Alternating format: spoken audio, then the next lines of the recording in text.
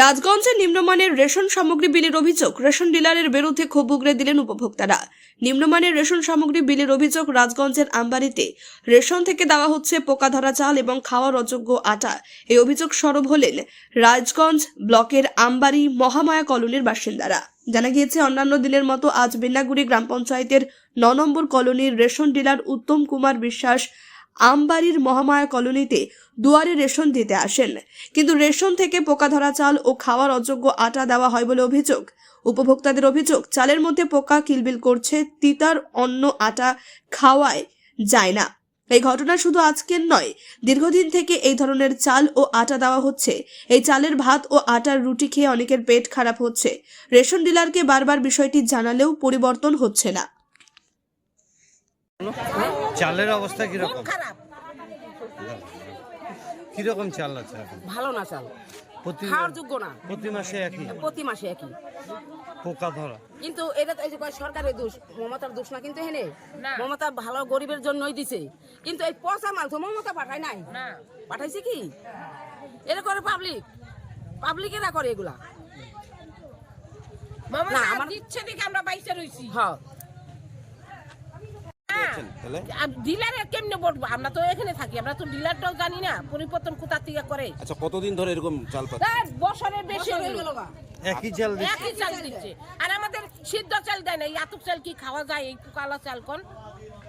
তো চালটা কি করেন তাহলে? এই যে চালটা বিক্রি করে, খাইতে পারে না, না খাইতে পারে না, বিক্রি করে দেন? কত করে কেজি? তখন ওই যে কিনা 20 টাকা নেয় না, 20 টাকা করে নেয়। আর আটা নেয় 15 টাকা। মানে আপনারা খেতে না পাই নিরুপায় বিক্রি করেন? নিরুপায় আমরা কি করব কোন? তো খাইতে পারি না। মানে খাওয়ার, আমরা সিদ্ধ চালটা ভালো দিলে, খাওয়ার দিলে আমরা খাবো। আমরা গরিব মানুষ, আমরা ওগুলি খাই বাঁচবো। আমাদের তো মমতা গরিব বিলাই দেয় আমাদের। আরেকটা কথা, যদি সব রেশনে একই থাকতো মানতাম যে না, সব রেশনে একই দেয়। খালি মহামায়া কলোনি দিকে এই পচা জিনিস আসেনি। আর কোথায় এমন আসে না?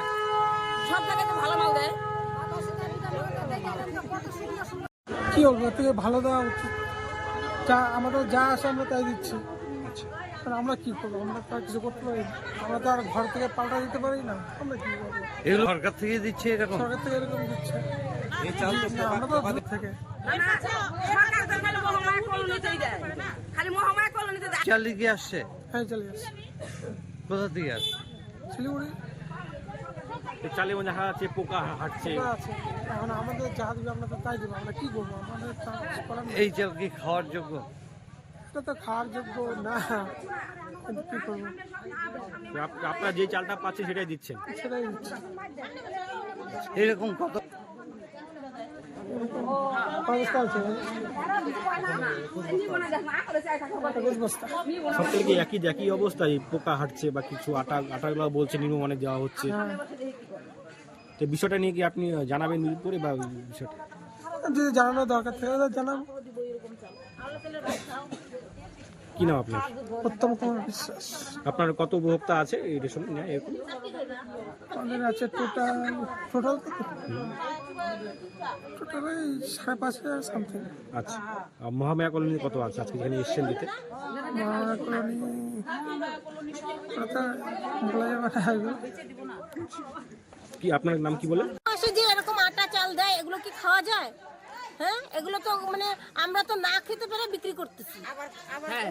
ওনরা বলে যে আমরা বিক্রি করে দেখি, এইগুলো বলে আমাদেরকে এরকম আটা দিচ্ছে। বর্তমানে চালের অবস্থা কিরকম? চাল তো খুব খারাপ। কোনো সময় চাল আটা ভালো দেয় না, প্রত্যেক মাসে এরকম আটা এরকম চাল। এর আগে বলেননি কিছু? এর আগে আমরা এদেরকে বলা হয়েছে, এরা বলে যে আমাদেরকে বলে কি হবে। এগুলো না, এগুলো একদম খাওয়ার যোগ্য না। চাল খারাপ বলতে আপনারা কি দেখছেন? চালটা কেমন? চালের মধ্যে পোকা। ওই যে দেখাও, হাতে করে নিয়ে আসো। আটাটা নিয়ে আসো, এক প্যাকেট আটা দাও। আপনারা বলেন আটাটা কেমন? চাল কেমন? আটা তো একদম জঘন্য, খাওয়াই যায় না। এই যে আটা দেখো, মানে এটা তো প্যাকেটে ভালোই দেখা যাচ্ছে, তুমি খুললে পরে ভালো আরো ভালো করে বুঝা যাবে আটাটা কেমন। এই যে চালটা দেখেন, চালটা খাওয়া যায় না। এটা চাল খাওয়া যায় কি করে খাবে? ভাত রান্না করে দেয়, আমরা গরিব এলাকার মানুষ না।